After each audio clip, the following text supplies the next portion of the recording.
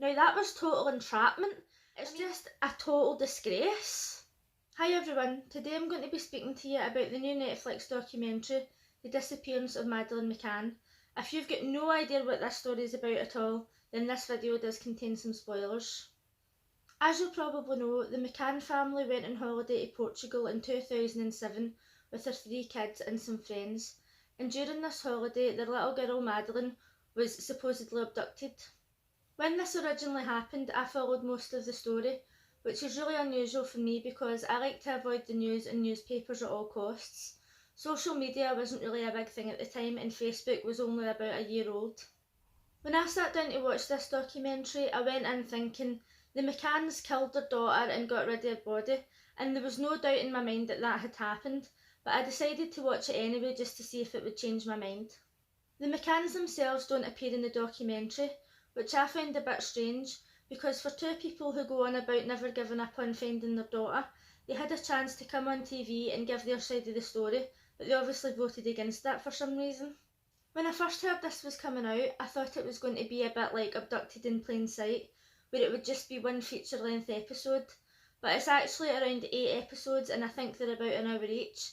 And to be honest, if you've followed the story from the beginning, it doesn't really give you a lot of new information, and I feel as if most of it's just padded out unnecessarily, and a lot of it could have been cut out. The only extra information that you really get is from detectives who were working on the case at the time, journalists and prior suspects. They try and give you a better insight on what was actually happening at the time, how everybody was feeling and what was going on in the background, but to be honest, a lot of the information is unnecessary. The documentary also gives you some information on other children who have went missing in similar circumstances and how they haven't received the same funding and attention as the Madeleine case. In the first few episodes, they tell you a little bit about the holiday, who was there and the situation in which Madeleine went missing. They explain that the McCann family and their friends went out almost every night for drinks and dinner, and they would leave the kids in the hotel alone. Then they would take chances each to go back and check on the kids and make sure that they were okay. So as far as I remember, there were 7 people out for dinner that night, and when this story first came out I couldn't really remember that detail, so I was just thinking to myself that they 2 had went out alone and left the kids at the hotel themselves. But then when I watched this documentary and I realised that there was 7 people out, I thought that makes it even worse, because there was other couples there who had left their kids alone at the hotel. The hotel had a babysitting facility which they all decided not to use, and all the couples decided to leave their kids in a strange hotel in a strange country with nobody looking after them. So when Madeleine was taken, they interviewed her parents and their friends, and their stories didn't match up. Some of them were saying that they were checking on the children every 15 minutes, and some of them were saying that they were checking every half hour. They were telling them that it was taking them so long to travel to the hotel, and it was actually taking a lot longer. Some of the parents were saying that they were checking the children through the windows. Some were saying that the door was left open and some were saying that the door was locked, and it just wasn't making any sense to the police. The documentary talks a lot about the incompetence of the Portuguese police and how they just let people walk in and out the crime scene. They didn't block it off, and they weren't stopping people from driving in and out the town when they were supposed to be searching cars. They just sat in their own car hiding from the rain. After that, they interview some prior suspects, and they talk about what was going on at the time, how they were feeling and how the media was portraying them. Then they talk about how they thought the McCanns were involved. They talk about why it was so difficult to gather evidence, the evidence they did find and the information that the Portuguese police were leaking to the media. Nearing the end of the documentary, they talked about a man who was on the case in Portugal. He was fired from his job and he later brought out a book stating that he believed that the McCanns were responsible for Madeleine's disappearance. The British detective who was talking about him was saying that his book was all speculation and he didn't actually have any evidence. But then later in the documentary they start talking about paedophile rings and people who abduct children, and I thought to myself, well, that's just speculation because you don't actually have any proof either. They talk about how kids are regularly abducted in certain countries and sold to paedophile rings and end up in a life of human trafficking. So some of the detectives were talking about going onto the dark web and trying to find video or picture evidence of Madeleine's abduction. During the investigation, they brought in 2 dogs to smell for DNA evidence. One of them would smell for corpses and the other one would smell for blood. Both of them found something in the room that the McCanns were staying in and the hire car. Now, I would trust the dog with my life, but to be fair, when I was watching this, I did think to myself, people hire out that house all the time and people rent out that car all the time. The DNA smell could be coming for any of these people at any time. One theory is that the McCanns drugged their children to make sure that they would stay asleep while they were gone, and they accidentally overdosed Madeleine. They then froze her body and got rid of it a few days later in the rental car. Now, to be honest, I don't really think that's plausible, because as one of the journalists said, once Madeleine went missing, the media were with them 24/7, so there would be no way for them to take a body and put it into a car and then get rid of it, so I honestly don't believe that. Another good point that they made on the documentary is that there was 7 people out for dinner that night. Now, you might be able to persuade 1 or 2 of your friends to lie for you about seeing your child that day, but there's no way that you would be able to persuade another 5 people and get them to lie about the disappearance of your child. At least one of them would have came out and told the truth by now. The McCanns spent a lot of time telling people to come forward with information if they thought they'd seen anything. Now, if you had killed a child and you had got rid of the body, you would have to be 1000% confident. Now, I know it only goes up to 100%, right, but you would have to be 100% confident that you had got rid of that body and not one single person had seen you. So it does make me wonder if they did actually kill her and get rid of the body themselves. I came away from the documentary thinking, is it really possible that they accidentally drugged Madeleine and killed her, got rid of her body and then convinced 5 other people to lie for them?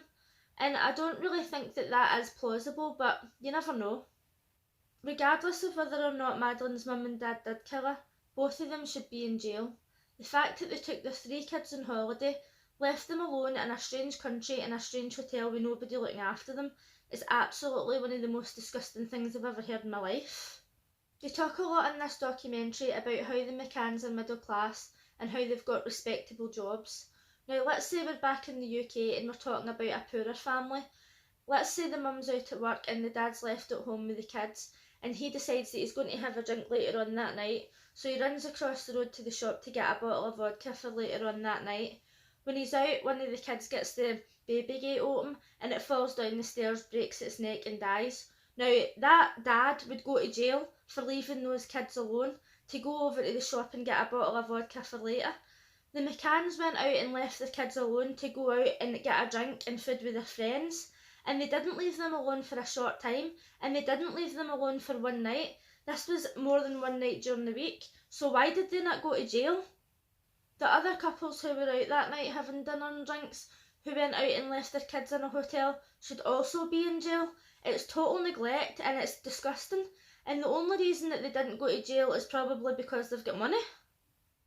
I remember when the McCanns first came back to the UK and people were asking why they hadn't been put to jail, and some people were saying, oh, have they not been through enough? Oh, they've lost their wee girl.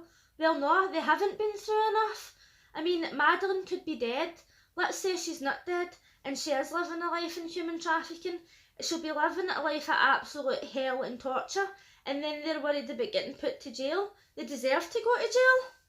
They talked about the fact that middle class families' children weren't normally targeted, but they thought that they might have abducted Madeleine because she would be worth a lot of money. Now, best case scenario, you would think that they stole her and sold her to a rich family and that she's living a good life and she's got a lot of money, but what is the chances of that happening really? And at the very, very least, if you didn't want to put them to jail, they should have took their other children off them for neglect. I mean, they're lucky that they didn't take the twins while they were at it. It's just a total disgrace. When I was in primary school, the teacher asked us to write a poem about being at home alone. So I wrote one and the teacher read it out to the class, and she was like, oh Nicola, this poem's amazing. Do you get left at home yourself a lot? Are you in yourself all the time? And I says, no, I was just writing a poem. So then 2 weeks later, Child Services showed up at the door and they were questioning my mum about what hours she works and who looks after me when she's out and who looks after me at night and all the rest of it. Now that was total entrapment.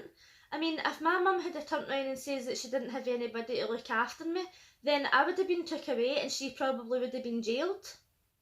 Meanwhile, the McCanns get to go on holiday with all their middle class friends, leave all their wains at the hotel with nobody looking after them, and probably drug them so that they'll sleep all night. and then they come back and they don't face any consequences. You're probably thinking that them losing their daughter is consequence enough, but it's really not. They should be in jail. All their friends who left their kids alone in that hotel should be in jail, and they should lock them up and throw away the key. If you want to go on holiday and you want to spend the night having dinner and drinks with your pals, either don't take the kids or don't have any kids. It's that simple. Anyway, I've veered off on a rant there as usual. If you're someone who followed the Madeleine McCann story and you know quite a lot of the details, I wouldn't recommend watching this documentary. If you're someone who is really interested in the background of the detectives and other suspects, then maybe give it a watch. To be honest, it isn't the worst documentary I've ever watched in my life, but I really think that they could have put this down into one feature-length episode, or even just made it 4 episodes. I think that 8 was a bit much. Let me know in the comments section if you watched this documentary and what you thought of it. And if you liked this video, please give it a thumbs up, and if you're new here, consider subscribing. Thanks for watching. Bye!